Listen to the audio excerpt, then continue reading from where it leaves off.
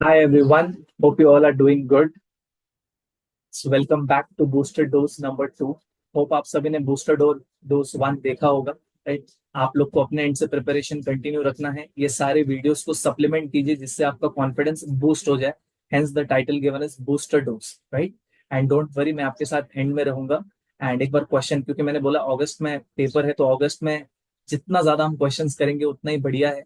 एक बार question set खत्म होने के बाद ऐसे सारे टॉपिक्स जो आप लोग कमेंट्स में मुझे बता रहे हो कि सर इस पे प्लीज लाइए एंड ऑल दैट, उसके बारे में सोचेंगे. मैं कोशिश करूंगा कि वो कॉन्सेप्ट से रिलेटेड क्वेश्चंस को मैं इनकॉर्पोरेट कर दूं ताकि आपका क्वेश्चंस के थ्रू रिवाइज भी हो जाए. ठीक है? So let us straight away jump on to booster dose 2.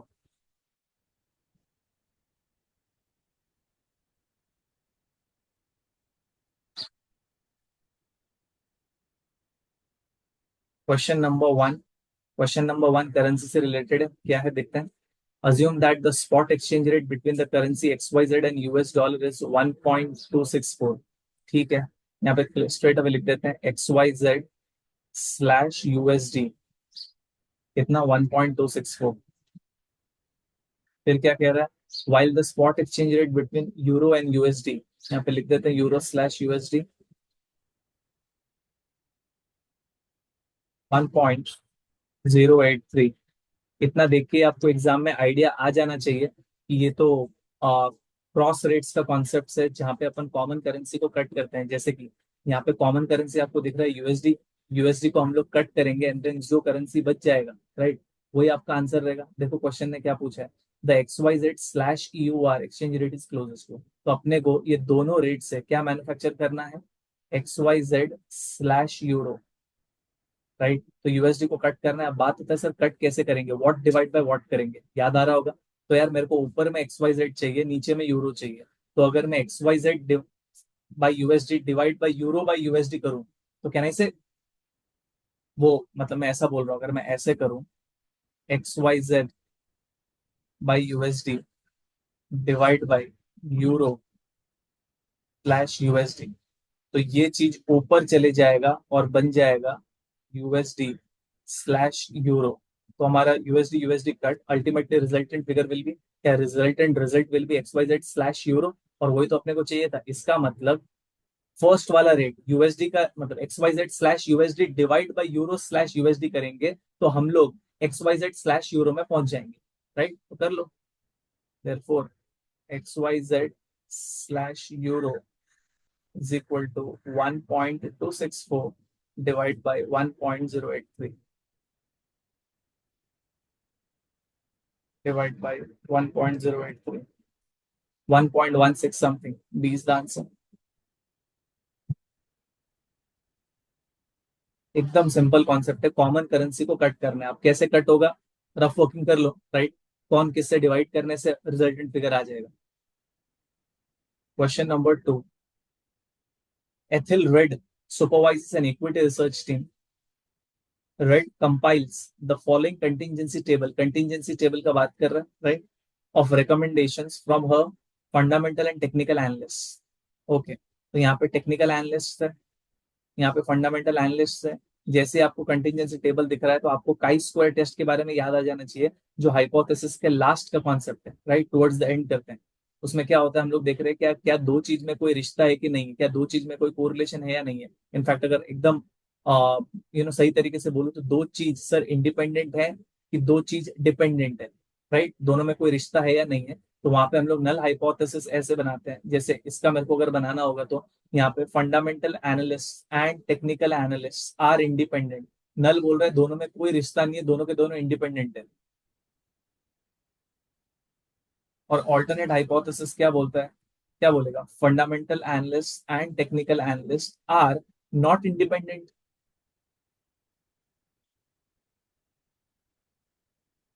Right, sums को देख के तो लग नहीं रहा है कि इन लोग बहुत ज्यादा टेस्टिंग पे फोकस कर रहे हैं. इन लोग कुछ एकदम सिली चीज पूछ रहा होगा. Let's see.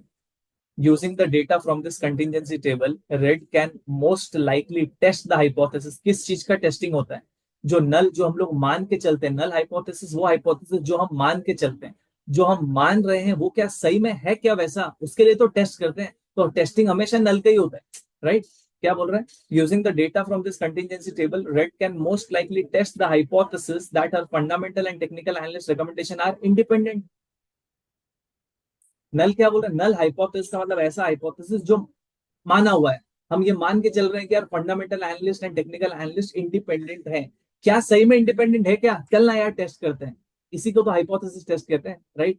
तो ये बोल रहा है कि यार रेड किस चीज का टेस्ट करेगा? रेड इस चीज का टेस्ट करेगा कि यार fundamental and technical analyst independent है क्या, राइट? वो बोल रहा है। इंपॉर्टेंट क्वेश्चन, उसने कॉन्सेप्चुअल क्वेश्चन में टारगेट किया इसने कि आपको हाइपोथेसिस का बेसिक्स पता है क्या, राइट? कि नल वो चीज है जो माना हुआ रहता है।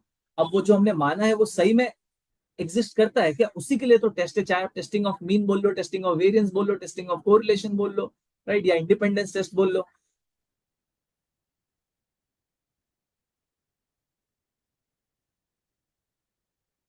Question number 3, a company has a two-tier structure for its board of directors. In this structure, independent directors serve on which group within the board? Corporate governance का बहुत इजी सम है।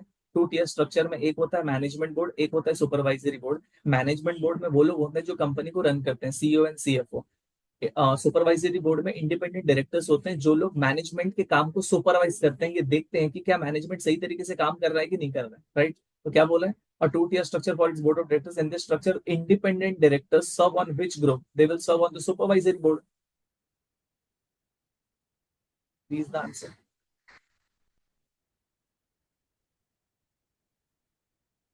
Question number 4.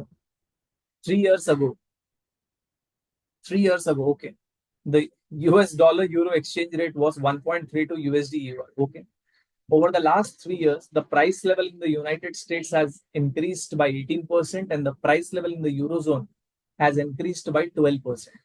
Okay. If the current exchange rate, abhi ka exchange rate is 1.40 USD slash EUR, the real exchange rate over the period has. Okay. तो real exchange rate over the period क्या हुआ है? तो इतना पढ़ के समझ में आ गया है कि सर अपने को दो रियल एक्सचेंज रेट निकालना है, एक 3 साल पहले का और एक अभी का। एंड देन अपने को ये चेक करना है कि सर रियल एक्सचेंज रेट क्या हुआ है, बढ़ गया है कि गिर गया है, एंड उसके बाद उसका इंटरप्रिटेशन। तो इंटरप्रिटेशन तो चलो बाद में करते हैं, एक बार पहले तो दो रियल एक्सचेंज रेट तो निकाले, राइट? तो सबसे पहला 3 इयर्स अगो, 3 इयर्स अगो क्या रेट था? स्पॉट क्या, बाय द वे फॉर्मूला क्या है? ये वाला यूएसडी स्लैश ईयूआर के कॉन्टेक्स्ट में बोल रहा हूँ। पहले यहाँ पे ऊपर फॉर्मूला लिख रहा हूँ, REER, real exchange effective rate किसके बीच में? $/यूरो is equal to nominal exchange rate NER किसके बीच में? $/यूरो into price of euro divide by price of dollar. ये होता है। अब 3 साल पहले स्पॉट रेट क्या था? 1.32 इंटू 3 साल पहले को बेस ईयर मानते हैं, क्योंकि लोग बोलते हैं ना over the period of 3 years price of dollar या फिर price of US goods has increase by इतना इतना, price of euro goods has increase by इतना इतना, राइट? तो 3 साल पहले क्या था? 3 साल पहले मान लो दोनों सेम थे, बेस ईयर था। तो बेस ईयर था, तो प्राइस ऑफ यूरोपियन गुड्स का प्राइस भी कितना हो? 1, एंड यूएस गुड्स का भी प्राइस कितना? 1। तो अल्टीमेटली 1.32 होता है। मैं डायरेक्टली भी लिख सकता था, मैं आपको बोल सकता था कि यार बेस ईयर में real exchange rate is equal to the nominal exchange rate, लेकिन एक बार प्रूफ करके दिखा दिया। तो सर 3 इयर्स अगो क्या था रियल एक्सचेंज रेट? 1.32। अब देखते हैं आज, ये तो यहाँ पे लिखता हूँ 3 इयर्स अगो। अब यहाँ पे कर रहा हूँ टुडे, रियल एक्सचेंज रेट किसके बीच में निकालना है? $/यूरो। तो formula is nominal exchange rate, आज का स्पॉट रेट क्या है? 1.4 दिया हुआ है, इंटू प्राइस ऑफ यूरो। देखो यहाँ पे क्वेश्चन ने बोला है कि यार जो पहले 3 साल पहले एक था, वो आज कितने से बढ़ गया है? 12% से बढ़ गया है। तो कहने से इंटू 1.12 डिवाइड बाई जो 3 साल पहले डॉलर का गुड्स का था 1, वो आज कितने से बढ़ गया है? 18% बढ़ गया है, राइट? यूएस गुड्स, तो आज का प्राइस है 1.18। प्लीज निकालना, 1.4 इंटू 1.12 डिवाइड बाई 1.18, तो ये हो गया 1.3288। तो मैं यहाँ पे लिख रहा हूँ 1.33। पहले ये निकालना तो आना चाहिए ना, उसके बाद इंटरप्रिटेशन वाइज, राइट। तो देखो पहले रियल एक्सचेंज रेट ऐसा पढ़ो, पहले 1 यूरो इफेक्टिवली 1.32 था, अब आज 1 यूरो इफेक्टिवली 1.33 है रियल टर्म्स में। तो कहने से यूरो का रियल एक्सचेंज रेट बढ़ गया है। तो आंसर या तो ए होगा या तो सी होगा, इंक्रीज वाला चीज वही तो बोला, the real exchange rate over the period has increase. अब एक सेकंड, इंटरप्रिटेशन को थोड़ा सा स्ट्रॉन्ग करते हैं।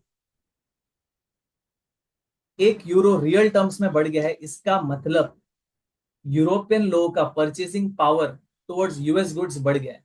1.33 का इंटरप्रिटेशन मैं बता दूं, या चलो 1.33 का इंटरप्रिटेशन क्या होता है, अगर 1 unit of euro, if 1 unit of euro, या फिर ऐसा बोल देता हूँ, सॉरी, इफ हाँ, 1 unit of euro can buy 1 unit of goods in euro, then the same euro can buy 1.33 units of goods in US. क्या, अगर 1 यूरो यूरोप में 1 यूनिट ऑफ गुड्स बाई कर सकता है, वो सेम यूरो को अगर आप यूएस में लेके जाओगे तो 1.33 यूनिट्स ऑफ गुड्स बाई कर सकता है। तो कहने से यूरोपियन लोगों का परचेसिंग पावर बढ़ गया है, कहाँ पे, यूएस के टुवर्ड्स। थोड़ा सा डाइवर्ट कर रहा हूँ मैं, रूपी पर डॉलर का समझाता हूँ, फिर आपको परफेक्ट समझेगा। सपोज रियल एक्सचेंज रेट रूपी पर डॉलर इज से 1.5। इसका मतलब जैसे रूपी आएगा ना तुम्हारा दिमाग चमकेगा।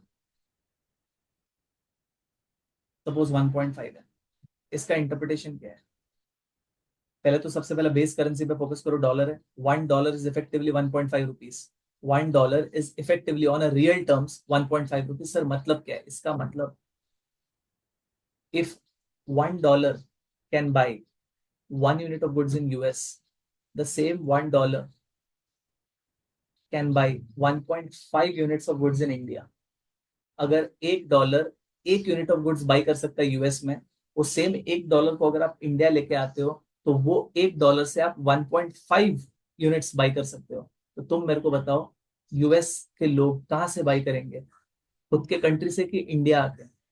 ऑब्वियसली इंडिया आके, क्योंकि कहने से यूएस के कस्टमर्स लोग का इंडिया में आने से परचेसिंग पावर बढ़ रहा है, राइट। कैसे बढ़ रहा है सर, किसी यूएस पर्सन के पास अगर $1 है तो यूएस से अगर कोई गुड्स बाई करेगा तो सिर्फ एक ही यूनिट बाई कर पाएगा, लेकिन वो सेम $1 को अगर वो इंडिया लेके आता है तो वो सेम $1 से 1.5 यूनिट्स बाई कर सकता है। तो कहने से उसका $1 का परचेसिंग पावर इंडिया में ज्यादा है, तो कहने से वो इंडिया से बाई करेगा, क्योंकि इंडिया में उसको सस्ता दिख रहा है, राइट, तभी तो वो ज्यादा यूनिट्स बाई कर रहा है, राइट। ये इसका इंटरप्रिटेशन।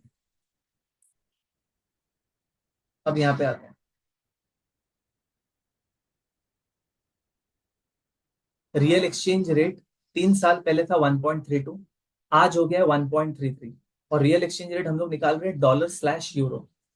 अब इंटरप्रिटेशन सुनो, 1 euro 1 unit of goods by कर सकता है यूरोप में, वो सेम 1 यूरो अगर आप यूएस लेके जाओगे तो पहले 1.32 यूनिट्स आप बाई कर पाते हैं, और आज की तारीख में ये देखने मिल रहा है कि यार the same 1 euro can buy 1.33 units of goods in US. तो कहने से यूरोपियन लोग यूएस से बाई करेंगे, क्योंकि यूरोपियन लोग को यूएस गुड सस्ता दिख रहा है, राइट। उल्टा बोले तो सर, यूरोपियन लोग को अगर यूएस का गुड सस्ता दिख रहा है, मतलब यूएस लोग को यूरोपियन गुड्स क्या है, महंगा है, राइट। अब देखना पड़ेगा कौन सा इंटरप्रिटेशन पकड़ा है। मैंने सबसे पहले तो इंट्यूटिव इंटरप्रिटेशन बता दिया, राइट, कि 1 यूरो इफेक्टिवली $1.33 से, इसका मतलब यूरोपियन लोगों के लिए यूएस से बाई करना ज्यादा सस्ता हो रहा है, वहां पे उनका परचेसिंग पावर बढ़ रहा है, राइट। लास्ट बार बोल रहा हूँ इंटरप्रिटेशन 1.33 का, if 1 euro can buy 1 unit of goods in Europe, the same 1 euro is able to buy 1.33 units of goods in US. Therefore, European people would like to buy from US क्योंकि वहां पे उनका relatively purchasing power is high, right? In other words, European लोग को US good सस्ता लग रहा है, वहीं से जाके बाई करेंगे। यूरोपियन लोग को यूएस गुड सस्ता लग रहा है, मतलब यूएस वालों को यूरोपियन गुड्स महंगा लग रहा है, राइट। रिवर्स इंटरप्रिटेशन ऐसे आता है। लेट्स सी क्या बोला है। तो सबसे पहला तो रियल एक्सचेंज रेट इंक्रीज्ड पढ़ते हैं, and the eurozone goods are now more expensive to US customers. Perfect, perfect है। A is the answer. D, B तो डिक्रीज बोला है, पढ़ूंगा ही नहीं। सी देखते हैं, रियल एक्सचेंज रेट बढ़ गया है and US goods are now more expensive to eurozone customers. No, US goods are now cheaper, less expensive to eurozone customers, इसलिए ये रॉन्ग है। Important question, very very important question.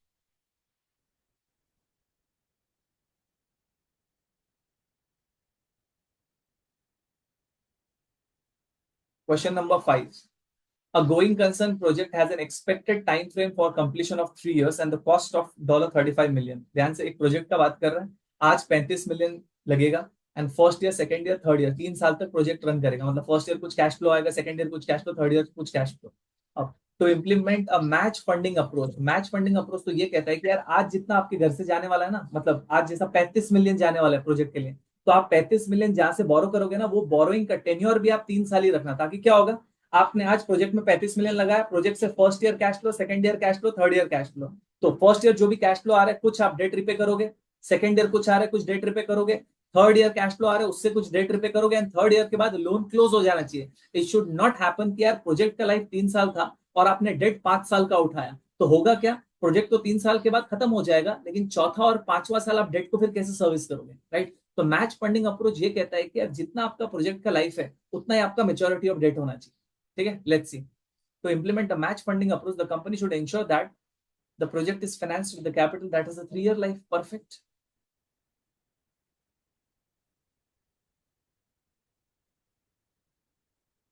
Question number 6.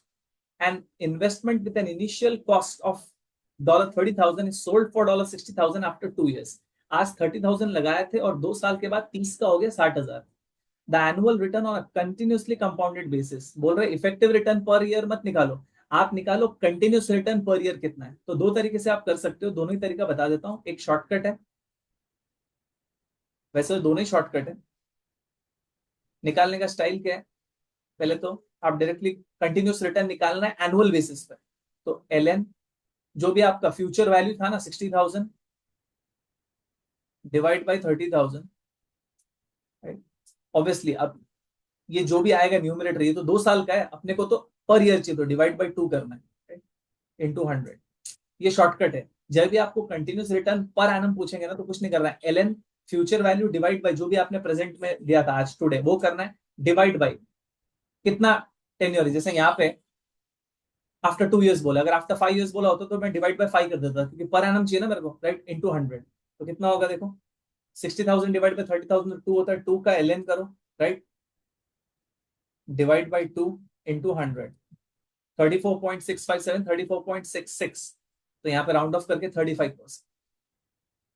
याद आ रहा होगा कंटिन्यूस रिटर्न कैसे निकालते हैं। दूसरा तरीका ये हो सकता है कि सर मैं पहले इफेक्टिव एनुअल रिटर्न निकालता हूँ और फिर इफेक्टिव को कन्वर्ट करता हूँ कंटिन्यूस में। तो उसका स्टाइल क्या हो जाएगा, आप कैलसी में 30,000 प्लस माइनस पीवी करो, 60,000 एफ वी करो, 2 को एन करो, सीपीटी आई बाई वाई करो। ये आंसर नहीं है, ये है effective annualised return. Let's do it. 30,000 plus minus PV, 60,000 F V, 2 N, PMT को 0 करो, सीपीटी आई बाई वाई। तो 41.42% साल का रेट है, लेकिन ये तो इफेक्टिव एनुअल है, मेरे को कंटिन्यूस साल का चाहिए, राइट। तो बस अब इफेक्टिव रेट तो कंटिन्यूस में कैसे बनाते हैं, आप कुछ नहीं करते, इसका पहले तो फैक्टर बनाएंगे, इसका फैक्टर बनाएंगे, that is 1.4142,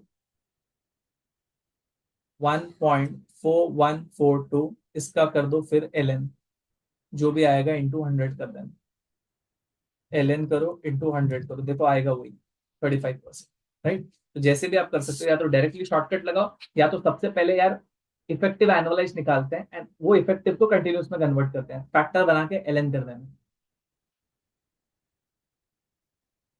question number 7, in the context of deciding on an appropriate forecast horizon दो जगह पे आप पढ़ते हो, एक इक्विटी में और एक एफएसएम में, जहां पे आप financial statement modelling and all that करते हो। लेट्स सी क्या पूछा है। एन इन्फ्लेक्शन पॉइंट एफएसएम में, इन्फ्लेक्शन पॉइंट वो होता है कि यार एक ऐसा पॉइंट है जिसके आगे कंपनी का performance will not be same as that of the past. क्या मैंने बोला, इन्फ्लेक्शन पॉइंट एक ऐसा पॉइंट है सर जिसके आगे कंपनी का परफॉर्मेंस पास्ट के जैसा नहीं होगा। क्यों सर, क्योंकि क्या पता वो पॉइंट में कुछ रेगुलेटरी चेंज आ जाए, वो पॉइंट में कुछ टेक्नोलॉजिकल अपग्रेडेशन आ जाए जिसके वजह से कंपनी का future performance will not be same as that of the past. उसको कहते हैं इन्फ्लेक्शन पॉइंट। सपोज मैं कंपनी को वैल्यू करने का सोच रहा हूं, तो ऑब्वियसली मेरे को कंपनी का फ्यूचर कैश फ्लोस चाहिए, तो मेरे को फ्यूचर कैश फ्लोस कहां तक प्रोजेक्ट करना चाहिए, इन्फ्लेक्शन पॉइंट तक। सपोज आ गया कि यार fifth year onwards, fifth year के स्टार्ट से ही ना कंपनी का परफॉर्मेंस ना will not be same as that of the past, तो मेरा फोरकास्ट होराइजन होना चाहिए फोर्थ ईयर के एंड तक, राइट। लेट्स सी क्वेश्चन क्या पूछा है। An inflection point is best described as the point at which A बोल रहा है future, sorry, a full business cycle has been completed, नहीं ये नहीं है inflection point. Future performance is likely to be different from the past, right, वही तो बोला, फ्यूचर परफॉर्मेंस पास्ट के जैसा नहीं होगा। इन्फ्लेक्शन पॉइंट का मतलब ये है। Question number 8, Redfield Incorporation is choosing between two mutually exclusive projects. Two mutually projects देके रखा हुआ है, प्रोजेक्ट जे एंड प्रोजेक्ट के। या तो जे को करना है या तो के को करना है, सर कैसे डिसाइड करेंगे? NPV is the best method to decide, right. The cash flow for the two projects are below, the firm has the cost of capital of 12% and the risk of the project is equivalent to the average risk of the firm. ठीक है, कुछ नहीं है, level 1 में तो ज्यादा कुछ सोचना ही नहीं है, दो प्रोजेक्ट म्यूचुअली एक्सक्लूसिव है, दोनों का एनपीवी निकालेंगे, जिसका एनपीवी ज्यादा आएगा वो प्रोजेक्ट को प्रेफर करेंगे। ठीक है, let's calculate the NPV, right. Although projects are not comparable, क्योंकि प्रोजेक्ट जे का कैश फ्लो 3 साल तक है, प्रोजेक्ट के का कैश फ्लो 6 साल तक है, ये सब लेवल 2 में आता है, तो पहले इसको कंपेरेबल बनाते हैं ऑल दैट, बट अभी तो लेवल 2 से भी हटा दिया। एनीवेज, मेरे को ये सब नहीं बोलना चाहिए, लेवल 1 में चुपचाप एनपीवी निकालना है एंड देन कंपेयर करना है। जस्ट इन केस किसी को डाउट आया, अगर आता है तो sir projects are not comparable, right, तो मैं जस्ट बता दिया कि एक्चुअल में ऐसा नहीं करेंगे, बट लेवल 1 में कुछ सोचना नहीं है, एनपीवी निकालना है। चलो प्रोजेक्ट जे का एनपीवी निकालो, you all are champions, cash flow mode में जाओ, तो 12,000, फर्स्ट ईयर का C01 4,000, C02 5,000, C03 6,000। उसके बाद से एनपीवी में जाओ, आई पुट करो कितना, 12%, एंड देन कंप्यूट। अच्छा, मेरा पूरा का पूरा कैश फ्लो ले लिया, ठीक है, मैं फिर से कैश फ्लो बटन में जा रहा हूँ। कैश फ्लो बटन में गया, शुरू में कितना जा रहा है, 12,000 plus minus enter. Cash flow 1 is what, 4,000। Cash flow 2 is what, 5,000। Cash flow 3 is what, 6,000। ये मैंने कैलसी में फीड किया, फिर एनपीवी बटन में गया, क्या रेट से पुल करना है, 12 रेट से, तो 12% से 12, एंटर, डाउन एरो, कंप्यूट। -171 आ रहा है इसके एनपीवी, तो -171.9206। सेकेंड प्रोजेक्ट के का देख लेते हैं, कैश फ्लो में गए, 20,000 plus minus enter. Cash flow 1 में कितना, 3,000। कैश फ्लो 2 में कितना है, 3,000। कैश फ्लो 3 में 3,000। कैश फ्लो 4 में 5,000। Cash flow 5 is 8,000 and cash flow 6 is 8,000। NPV में गए, 12% से पुल करना है, down arrow, compute.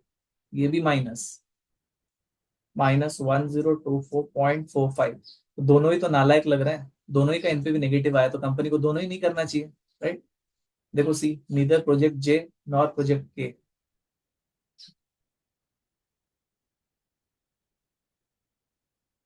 Question number 9, a country has implemented tariffs and import quotas. Import करते हो टैरिफ वगैरह लगा दिया, इंपोर्टेड गुड्स को महंगा कर दिया। These policies are most likely to result in increase consumer surplus. नहीं, अगर आप गुड्स को महंगा करते हो तो कंज्यूमर सरप्लस कम हो जाता है, राइट। कंज्यूमर को पेन होता है ना, पेन होता है, मतलब सरप्लस कम, ऑप्शन है तो वैसे ही रॉन्ग हो गया। Option B, higher prices for imported goods, true, right. Option C क्या कहता है, डिक्रीज डोमेस्टिक क्वांटिटी सप्लाइड, नहीं, इंक्रीज होता है, राइट। क्यों होता है, क्या होता है, डाइवर्जन नहीं करूंगा, आपको इंटरनेशनल ट्रेड का डायग्राम याद आ रहा होगा, और वैसे ये क्वेश्चन वैसे ही कॉमन सेंस से ही हो गया, ठीक है। Question number 10, in the most recent fiscal year a company's cash conversion cycle was 45 days, okay। Cash conversion cycle आपको पता होगा कि यार एक कंपनी का पैसा जहां से अटकता है एंड कहाँ पे रिलीज होता है, उसमें कितना टाइम लगता है, 45 दिन लगता है। कंपनी गुड्स खरीदता है सप्लायर से, उसको पैसा देता है, वहां से कंपनी का पैसा अटका एंड कंपनी वो गुड्स को बना के मैन्युफैक्चर करके सेल करके रियलाइज करने तक 45 दिन लगता है।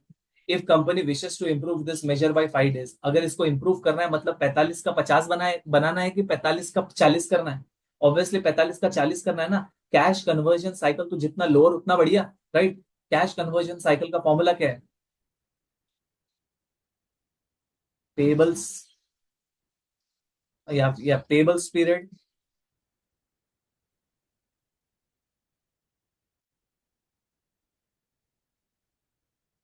प्लस इन्वेंट्री पीरियड आईपी लिख रहा हूं,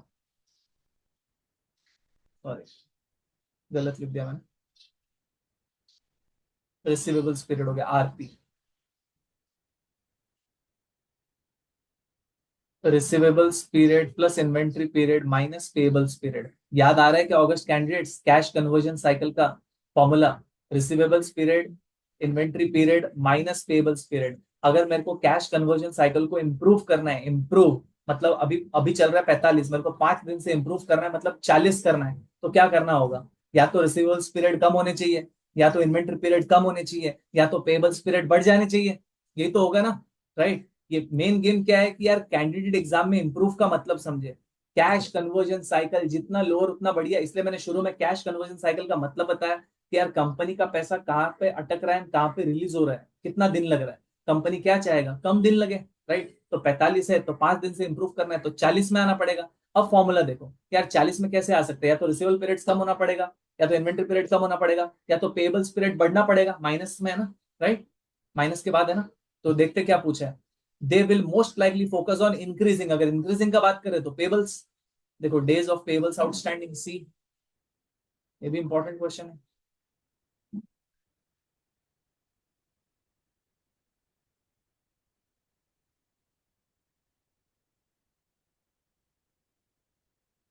क्वेश्चन नंबर 11, टी टेबल वगैरह सब दे दिया है, let's see. From a sample of 25 paired observation, n दे दिया है 25, an analyst generates the simple linear regression y hat is equal to minus 25 plus 49x1. The standard error of the forecast is 16. Okay.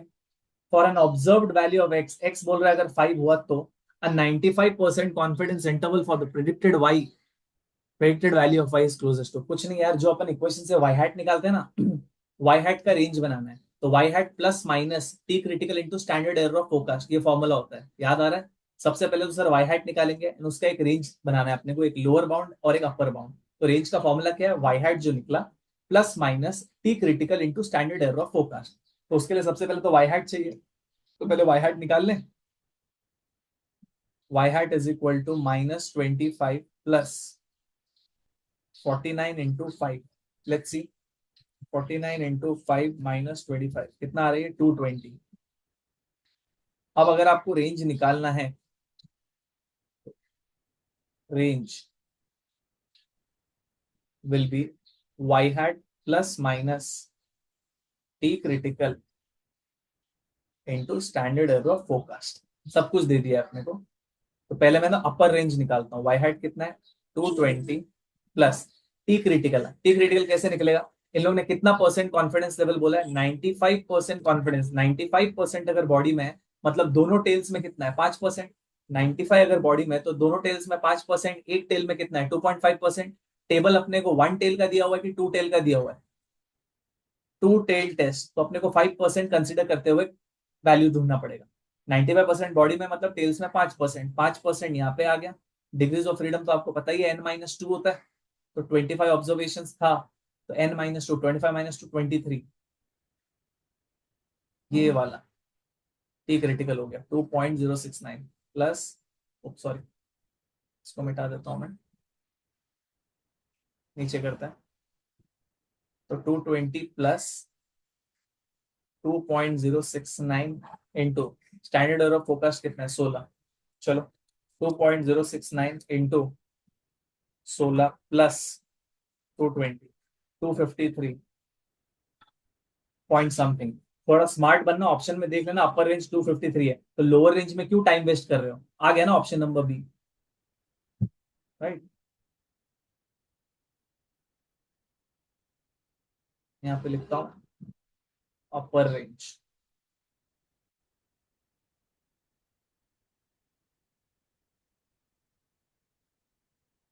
Question number 12, a researcher has data on the 20 largest firms in each state, हर state के 20 largest firms का data है, right? And samples the data by choosing 20 states at random and then selecting 10 firms at random from each of the sample. एक second, suppose मान लेते 30 states है, 1 2 ऐसा करते करते करते ना 30 स्टेट्स है। हर स्टेट्स के अंदर का 20 लार्जेस्ट फर्म है डेटा। ये स्टेट 1, स्टेट 2, हर एक के अंदर का 20 लार्जेस्ट फर्म, ऐसा करते करते स्टेट 30। अब इसने क्या किया है, सबसे पहले तो रैंडमली स्टेट्स को चूज किया, 20 स्टेट्स को चूज किया इसमें से, 20 states.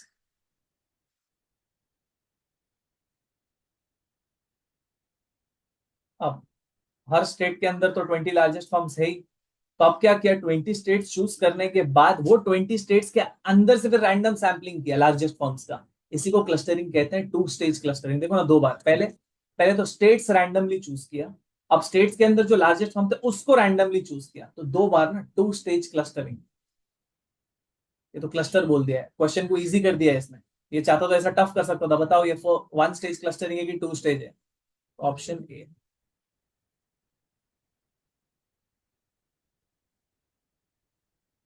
Question number 13. An unexpected increase in the business inventory to sales, I by S ratio, inventory to sales ratio बढ़ गया अचानक से। I by S अगर ये बढ़ रहा है इसका मतलब सेल्स गिर गया होगा। अगर I by S ratio unexpectedly बढ़ गया इसका मतलब सेल्स अनएक्सपेक्टेडली गिर गया। सेल्स अनएक्सपेक्टेडली सडन ड्रॉप कहां पे होता है? कहने से जब पीक पे पहुंचते हैं, एक्सपेंशन में सेल्स बढ़ते रहता है, बढ़ते रहता है, बढ़ते रहता है, बढ़ते रहता है, बढ़ते रहता है। जैसे ही पीक में पहुंच गए, सेल्स क्या होता है, सडनली ड्रॉप हो जाता है। सेल्स ड्रॉप होता है और आई बाई एस रेशियो क्या होता है, बढ़ जाता है। तो ये पूछेगा क्या, कि यार सडन ड्रॉप हो गया है, सॉरी अनएक्सपेक्टेड इंक्रीज हो गया है इन्वेंटरी टू सेल्स रेशियो में, is most likely to occur as an economy. Option A reaches a trough, enters into a contraction phase, approaches the peak of an expansion. क्योंकि peak में क्या होता है, unexpected drop हो जाता है sales में, एंड जिसके वजह से आई बाई एस रेशियो एक सडन जंप मार लेता है। सी।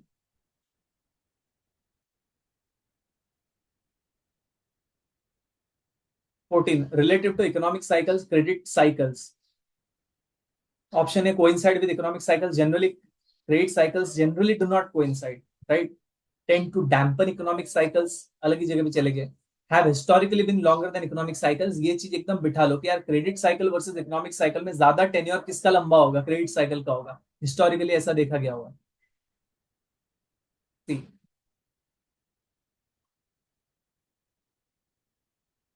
Question number 15. A change from a neutral monetary policy to a contractionary monetary policy.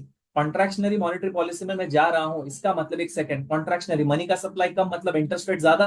Economy में इंटरेस्ट रेट ज्यादा हो गया। अब इंटरेस्ट रेट ज्यादा होने से क्या हो गया, तीन ऑप्शन में से let's see. Is most likely to be reflected in the economy by a decrease in the price of financial assets. Perfect. क्योंकि जैसे इंटरेस्ट रेट बढ़ जाएगा, आप फ्यूचर कैश फ्लो को, जब भी एसेट्स का वैल्यूएशन करोगे तो क्या करोगे, सारे के सारे फ्यूचर कैश फ्लोस को पुल करोगे, पुल करते हो रेट हायर रहेगा, हायर रेट से पुल करोगे तो वैल्यूएशन क्या होगा, डाउन, तो डिक्रीज होगा प्राइस। बी बोल रहा है डिक्रीज लेंडिंग रेट्स, नहीं, कॉन्ट्रैक्शनरी मॉनेटरी पॉलिसी कर रहे हो तो इंक्रीज इंटरेस्ट रेट होता है। सी बोल रहा है depreciation of the domestic currency, नहीं, जब कभी भी इंटरेस्ट रेट बढ़ जाता है ना इकोनॉमी में, तो क्या होता है ना कि यार वो करेंसी अप्रिशिएट कर जाता है, क्योंकि बहुत सारे बाहर के लोग वो कंट्री के अंदर इन्वेस्ट करने आते हैं to get that higher interest rate, तो वो करेंसी का डिमांड बढ़ता है, अप्रिशिएट होता है। सी बोल रहे हैं डेप्रिशिएट होगा, गलत बोल रहे हैं। Question number 16. What is the correct test statistic for test of the null hypothesis that the population variance is equal to a chosen value? Population का variance टेस्ट करना है अपने को, वेरिएंस टेस्ट करना है, उसके लिए दो है, दो टेस्ट है, एक काई स्क्वायर टेस्ट है और एक एफ टेस्ट है। सर काई स्क्वायर है कि एफ है, कैसे पता चलेगा? अगर सिंगल पॉपुलेशन का वेरिएंस को चेक करना है तो आपके पास है काई स्क्वायर, लेकिन अगर दो पॉपुलेशन है, दो पॉपुलेशन का वेरिएंस चेक करना है तो आपके पास क्या है, एफ। यहाँ पे क्या बोला है, null hypothesis that the population variance is equal to, एक ही पॉपुलेशन का वेरिएंस के बारे में बात कर रहा है, इसका मतलब क्या, chi square. Question number 17. Timely Taxes Limited has signed for a long-term lease for 20 underground parking spot at $150 each per month for its fleet of taxis. Okay. एक टाइमली टैक्सेस करके है, उसने सपोज एक पार्किंग एरिया रेंट पे ले लिया जिसके अंदर वो 20 कार्स को पार्क कर सकता है और हर महीना $150 दे रहा है। The firm currently has 18 taxes. Although parking में 20 कार्स आप पार्क कर सकते हो, लेकिन अभी टाइमली टैक्सेस के पास सिर्फ 18 ही टैक्सेस है, राइट? ओके। 18 हो या 10 हो या 15 हो, टाइमली टैक्सेस को तो $150 देना ही है, right? The firm currently has 18 taxis in the operation and is performing an NPV analysis on the purchase of a 19th taxi. 19th taxi खरीदने का सोच रहा है तो ऑब्वियसली कैपिटल इन्वेस्टमेंट्स में क्या था, कैसा होता है कि यार शुरू में वो टैक्सी में पैसा जाएगा आउटफ्लो, एंड वो टैक्सी से क्या क्या रेवेन्यू आएगा, क्या क्या कॉस्ट होगा, माइनस करके कैश तो निकालेंगे ना, रेवेन्यू माइनस कॉस्ट। तो अब क्या बोल रहा है ये, the cost of parking for the 19th taxi is best described as, बोल रहा है कि यार जब हम लोग 19th टैक्सी को खरीदना है कि नहीं खरीदने का इवेल्युएट करेंगे ना, तो जो 19th टैक्सी से कैश फ्लो आएगा ना, क्या वो कैश फ्लो निकालते वक्त ये जो हम लोग $150 लीज रेंट दे रहे हैं ना, इसका कुछ पोर्शन हम लोग अपोर्शन कर सकते हैं क्या 19th टैक्सी को? नहीं, क्योंकि 19th टैक्सी से लेना देना ही नहीं है। चाहे आप 18 गाड़ी पार्क करो, चाहे आप 20 गाड़ी पार्क करो, चाहे आप 10 गाड़ी पार्क करो, 150 पर मंथ तो आपको जाना ही है, देना ही है। 19th टैक्सी आया करके थोड़ी कुछ जा रहा है, तो इसलिए ये 150 जो है ना रेंट, ये संक कॉस्ट है। इसको 19th टैक्सी के इवैल्यूएशन में कंसिडर नहीं करना चाहिए, राइट? यही चीज हम लोग एक्सप्लेन करते जब हम लोग कैपिटल इन्वेस्टमेंट डिस्कस करते, तो ये संक कॉस्ट है। चाहे 19th टैक्सी आप खरीदो चाहे ना खरीदो, 150 पर मंथ तो जा ही रहा है, तो मैं अननेसेसरी का क्यों अपोर्शन करूं 19th टैक्सी को, राइट? सम कॉस्ट मतलब वो होने से ना होने से कुछ फर्क नहीं पड़ रहा सर, वो तो कॉस्ट जाना ही है, इसको कहते हैं सम कॉस्ट।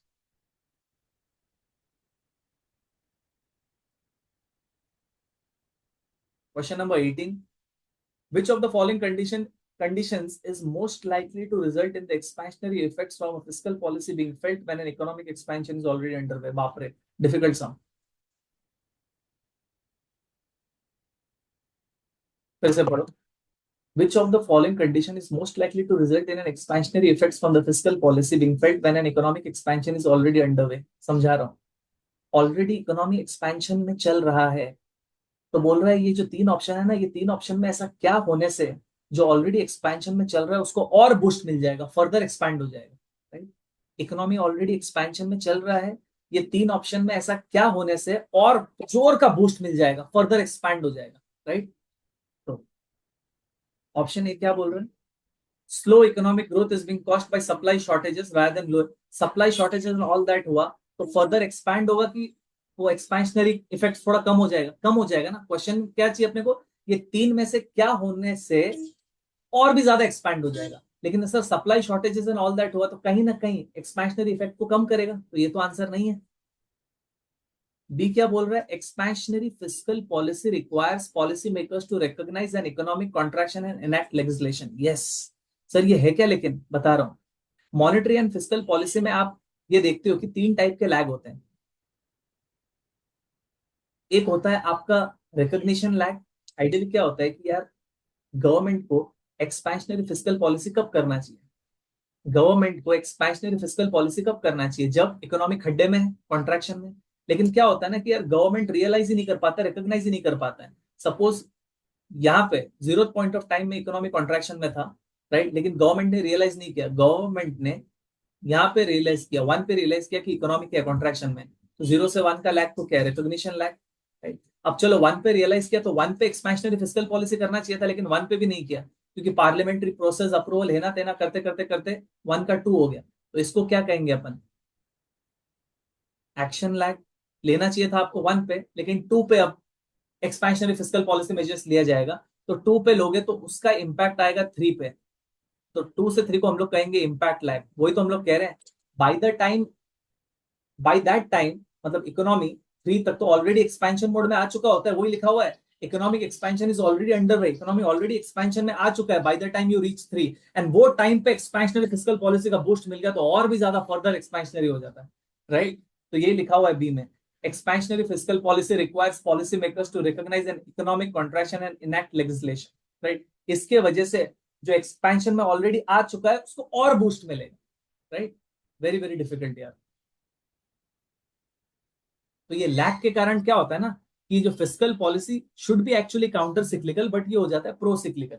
काउंटर सिक्लिकल का मतलब जब इकोनॉमी को जरूरत था तब एक्सपेंशनरी फिस्कल पॉलिसी करना चाहिए था, इकोनॉमी जब रिसेशन में था तब एक्सपेंशनरी करना चाहिए था, लेकिन होता क्या है, इतने सारे लैग के कारण इकोनॉमी जब ऑलरेडी एक्सपेंशन में आ गया है तब फिस्कल एक्सपेंशनरी फिस्कल पॉलिसी का अगर मेजर्स आ गया तो क्या हो जाता है, प्रो सिक्लिकल, मतलब साथ साथ में एक्सपेंशन में है एंड एक्सपेंशनरी आ गया। This should not happen, generally होना क्या चाहिए, कॉन्ट्रैक्शन में है तो जाके एक्सपेंशनरी का पुश मिलना चाहिए, इसको कहते हैं काउंटर सिक्लिकल, राइट? खैर एनीवेज, तो ये बी के कारण और भी ज्यादा एक्सपेंशनरी हो जाएगा। सी क्या कह रहा है, government borrowing to finance expansionary spending is increasing interest rate faced by the private sector borrowers. अगर प्राइवेट सेक्टर कंपनीज को इंटरेस्ट रेट अगर उनको अगर हायर इंटरेस्ट रेट पे बोरो करने मिल रहा है तो कहीं ना कहीं वो एक्सपेंशनरी इफेक्ट को कम करेगा, राइट? तो सी इज ऑल्सो रॉन्ग। बाप रे, this is very very difficult, very very difficult. Question का एक ही क्रक्स है, सर इकोनॉमी ऑलरेडी एक्सपेंशन में आ गया है, ये तीन में से क्या होने से फर्दर एक्सपेंशनरी आ जाएगा, likely to result in expansionary effects. Question number 19। A hedge fund has a hurdle rate of 6% and generates a positive return of 10% for the year. The performance fee is 15% of the gain. The performance fee will be equal to option A बोल रहे 0.6% if the hurdle is hard, soft, है ना तेना वगैरह वगैरह। अपन simple करते हैं, 100 था, 100 का बन गया 110, यही तो हुआ, राइट? बीच में हर्डल है 6%, मतलब 106 हर्डल है। अब अगर हर्डल रेट सॉफ्ट है तो कहने से 106 को क्रॉस किया तो पूरे पे मिलना चाहिए, तो 110 माइनस 100, तो अगर सॉफ्ट हुआ तो 110 माइनस 100 कितना, 10, 10 का 15% कितना, 1.5, 1.5 एज अ परसेंटेज ऑफ 100 कितना, 1.5%। तो अगर सॉफ्ट हर्डल हुआ तो कहीं ना कहीं the performance fee will be equal to 1.5%। Hope समझ में आ रहा है आपको? 100 से स्टार्ट किए थे, 100 का बन गया 110, क्योंकि लिखा हुआ है ना 10% गेन। Hurdle rate is 6%, 106।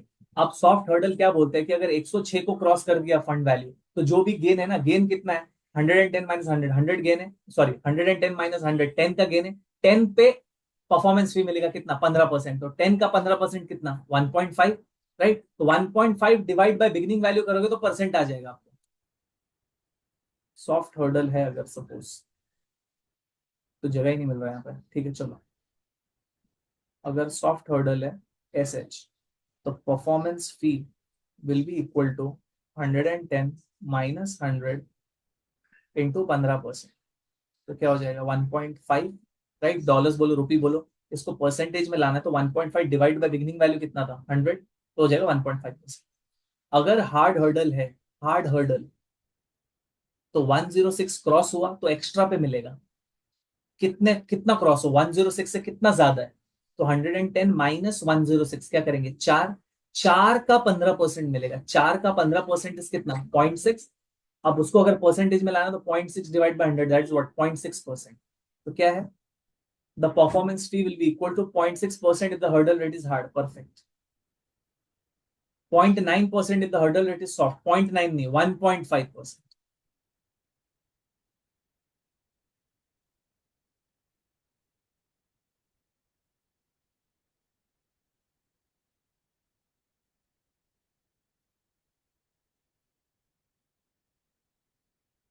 तो अमाउंट लेके करो, बहुत इजी हो जाता है एग्जाम में भी वैसा, कि यार 100 से स्टार्ट, 100 का बन गया इतना, राइट? तो आप इजीली कर लोगे यार, इतना फीस है, that as a percentage of beginning value, बस कितना होगा। Question number 20। FQ corporation currently has euro 40 million par value second lien, एक second, second lien first lien, lien बोला है इसका मतलब ये जो 40 मिलियन के बॉन्ड होल्डर्स है, क्या इनको कोलैटरल है, कोलैटरल है, राइट? लीन है वो बात अलग है कि यार वो कोलैटरल पे उन लोग, उनका हक पहला नहीं, राइट, सेकंड प्रायोरिटी। मैं एक बॉन्ड होल्डर हूँ, बॉन्ड है मेरे पास, बॉन्ड है, आप लोग के पास बॉन्ड भी है, राइट? हम लोग दोनों कंपनी XYZ लिमिटेड के बॉन्ड होल्डर्स हैं। XYZ लिमिटेड ने आपको और मेरे को कोलैटरल देके रखा है, लेकिन कहा है कि यार सबसे पहला कोलैटरल पे हक मेरा होगा बॉन्ड ए का, एंड उसके बाद बॉन्ड बी का होगा, तो बॉन्ड बी बन जाएंगे सेकंड लीन एंड बॉन्ड ए हो जाएंगे फर्स्ट लीन। कहने का मतलब ये, चाहे फर्स्ट लीन हो चाहे सेकंड लीन हो, कोलैटरल तो है ना, right? currently has euro 40 million par value second lien bond outstanding. Investors in FQ new euro 10 million senior unsecured bonds would be, unsecured है यार, अगर अनसिक्योर्ड है वो तो हमेशा जो सिक्योर्ड है उससे तो नीचे ही रहेगा, राइट? तो क्या ये सेकंड लीन बॉन्ड सिक्योर्ड है? हाँ सर सिक्योर्ड है। क्या ये 10 मिलियन बॉन्ड सिक्योर्ड है? नहीं सर अनसिक्योर्ड है। तो ये 10 मिलियन बॉन्ड्स का सीनियोरिटी 40 मिलियन से ऊपर रहेगा कि नीचे रहेगा? नीचे रहेगा। सिक्योर्ड हमेशा फर्स्ट रहता है, अनसिक्योर्ड बाद में रहता है। Let's see, euro 10 million senior unsecured bonds would be senior in priority to second lien, गलत। रैंक पारी पासु, गलत। B subordinated in priority to second lien bonds, C सही है। Question number 21, just a second. Question number 21। Mark Stewart is an executive of a publicly traded company in a country that has a weak insider trading regulations. इतना जब पढ़ते हो ना आप week insider trading regulations, इसका मतलब insider trading के basis पे सुपरनॉर्मल रिटर्न कमाने का स्कोप है। यही तो हम लोग मार्केट एफिशिएंसी चैप्टर में सब डिस्कस कर रहे थे।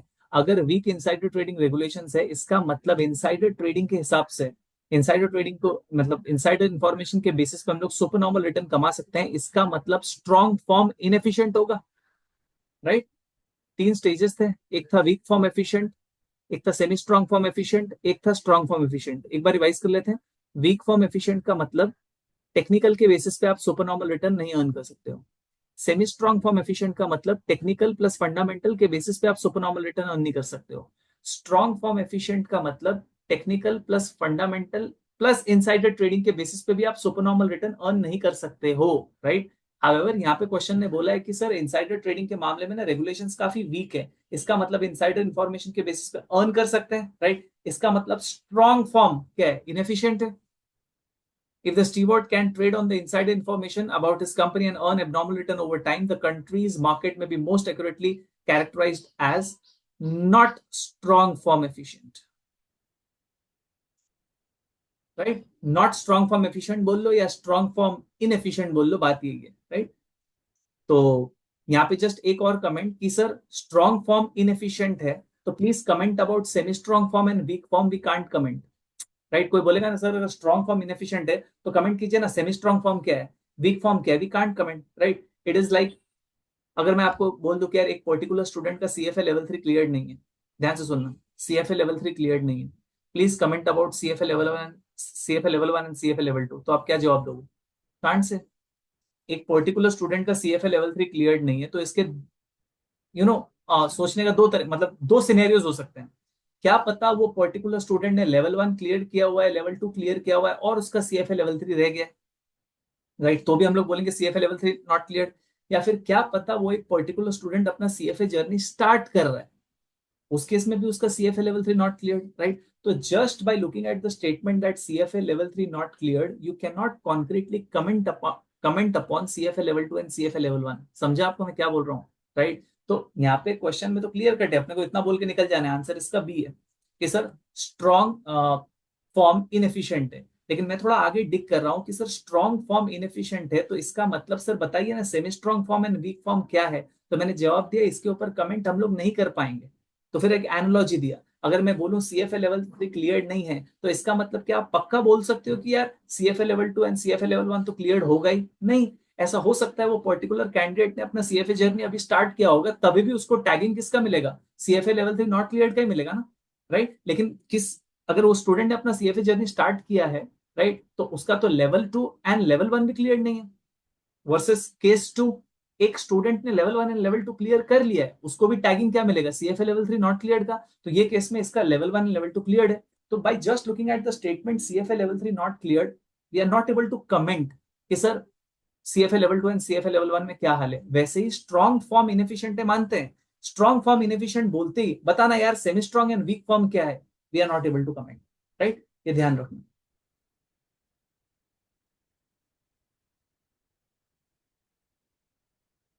Question number 22,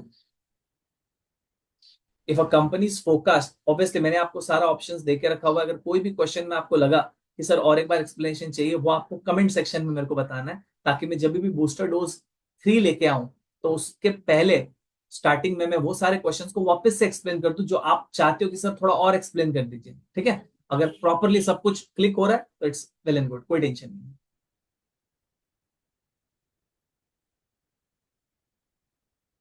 If a company's forecast current liability balances reflect an undesirable net working capital position, company focus कर रहा है current liability balance and focus करने के बाद ये पता चल रहा है कि यार नेट वर्किंग कैपिटल पोजीशन ना अनडिजायरेबल होगा। अनडिजायरेबल का मतलब ही ये होता है कि सर कंपनी का पैसा ज्यादा फंसा हुआ रहेगा। मतलब वर्किंग कैपिटल का फॉर्मूला क्या है, current assets minus current liability. Company focus कर रहा है कि यार आगे वर्किंग कैपिटल क्या होगा, तो कंपनी को दिख रहा है कि यार वर्किंग कैपिटल अनडिजायरेबल होंगे bye looking at the current liability का पोजीशन या करंट लायबिलिटी का बैलेंस, राइट। तो करंट लायबिलिटी अगर बहुत कम है, करंट लायबिलिटी बहुत कम है, इसका मतलब कंपनी करंट लायबिलिटीज को पे ऑफ कर दिया होगा। इसका मतलब कहना है जो कंपनी का पैसा फंसा हुआ रहेगा नेट वर्किंग कैपिटल, तो बहुत ज्यादा होगा। करंट एसेट्स को आप ओपन करो ना, stock, debtors, right, minus current liability में क्रेडिटर्स। अगर फ्यूचर में क्रेडिटर्स का पोजीशन को देखते हुए अनडिजायरेबल वर्किंग कैपिटल का मतलब यही होता है कि यार क्रेडिटर्स बहुत कम होने वाले हैं, क्योंकि हम लोग क्रेडिटर्स को पे ऑफ कर देंगे, तो लेकिन हमारा पैसा स्टॉक एंड डेटर्स में बड़ा फंसा हुआ रहेगा, जिसके वजह से नेट वर्किंग कैपिटल बहुत हाई आने वाला है। और नेट वर्किंग कैपिटल ज्यादा है, इसका मतलब कंपनी का पैसा फंसा हुआ है। कंपनी का पैसा फंसा हुआ है मतलब कहीं ना कहीं company day to day operation कैसे कर पाएगा अगर पैसा ही फंसा हुआ है तो, राइट। तो कहीं ना कहीं it will lead to solvency risk. Very very important question,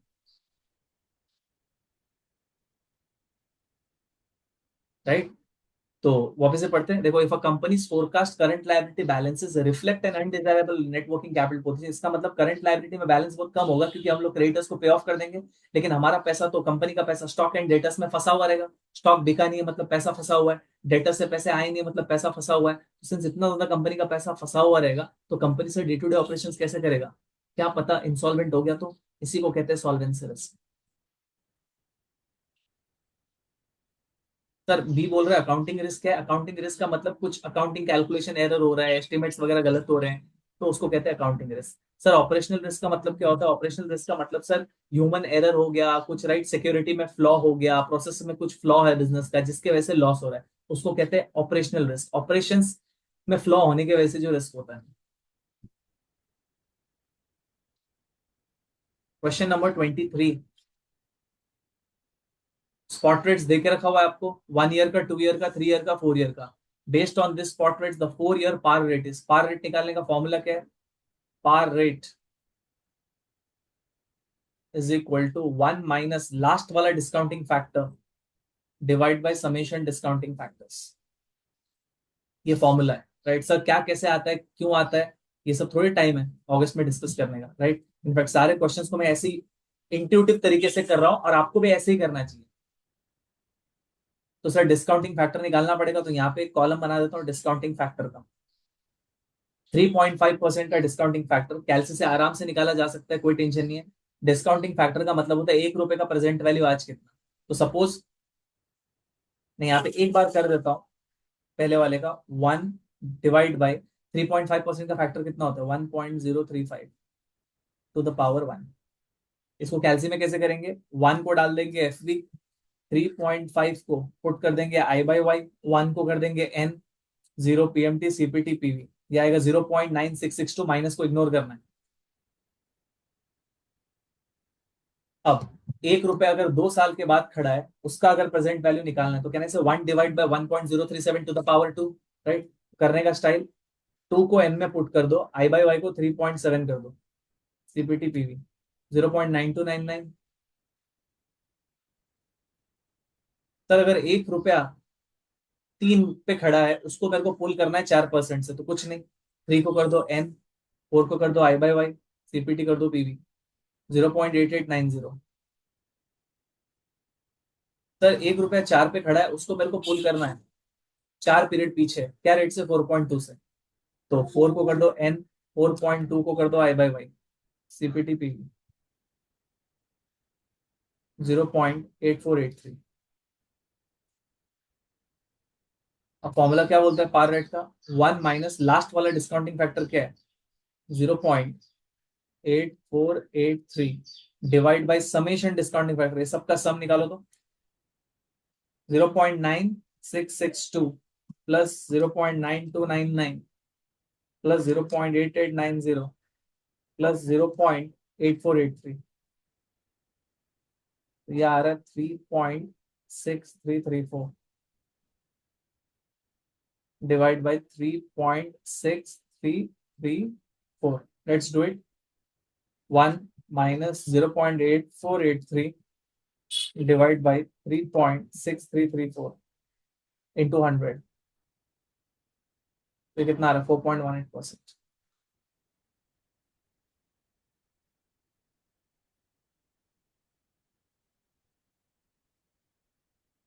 question number 24, a portfolio is invested 30% in asset x, तो डब्ल्यू एक्स कितना है? 30%। नीडलेस टू से बाकी क्या है? रिमाइंडर इन्वेस्टेड इन वाई, तो डब्ल्यू वाई कितना है? 70%। एक्स का एक्सपेक्टेड रिटर्न 6% है, एक्स का वेरिएंस देके रखा हुआ है 0.031। वाई का एक्सपेक्टेड रिटर्न 7% है, वाई का वेरिएंस देके रखा हुआ है 0.045। दोनों के बीच का कोवेरियंस देके रखा हुआ है। The standard deviation of the return closest to sigma P का formula, weight square variance, weight X का square into variance of X plus weight Y का square into variance of Y plus 2 into weight X into weight Y into covariance X Y. चलो, weight कितना है 0.3 का square into variance तो दे के रखा हुआ है कितना है, एक्स का वेरिएंस कितना है 0.031 प्लस 0.7 का square into variance of Y कितना है 0.045 plus 2 into 0.3 into 0.7 into covariance देके रखा हुआ है 0.03735। चलो, जो भी फाइनल आंसर आएगा उसको इंटू 100 कर देना। 0.3 का स्क्वायर इंटू 7 का square into 2 into 0.3 into 0.7 into 0.03735। STO3 RCL1 plus RCL2 plus RCL3 जो भी आया इंटू 100। सॉरी, पहले तो स्क्वायर रूट करना पड़ेगा, इसका square root and then into 100। 20.13 closest to 20। STO RCL को यूज करो। Question number 25, benefits of private debt investments most likely include. Private debt alternative investments में चलेगा। Private capital is divided into two parts, one is private equity and one is private debt.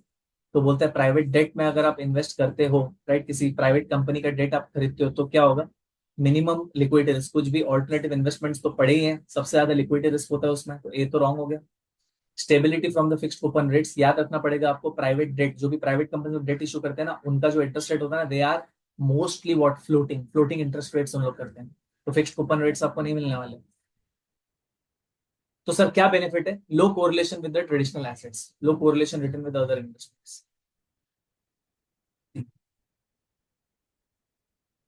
तो ये आपका हुआ है booster dose 2। भारी भारी questions थे इसमें, राइट। तो ये आप अच्छे से देख लीजिए, खुद ट्राई कीजिएगा होने के बाद, राइट। सॉल्यूशंस मैंने जितना हो सके साइड में कर दिया है। अब बूस्टर डोज 3 के लिए मिलते हैं, तब तक अपना प्रिपरेशन कंटिन्यू रखिए, मैं मेरे एंड से सपोर्ट देते जाऊंगा, ठीक है। सो अपने फ्रेंड्स लोग को भी शेयर कीजिए, उन लोग को भी बेनिफिट होगा, ठीक है। तो see you soon in the next video. चलो, थैंक यू।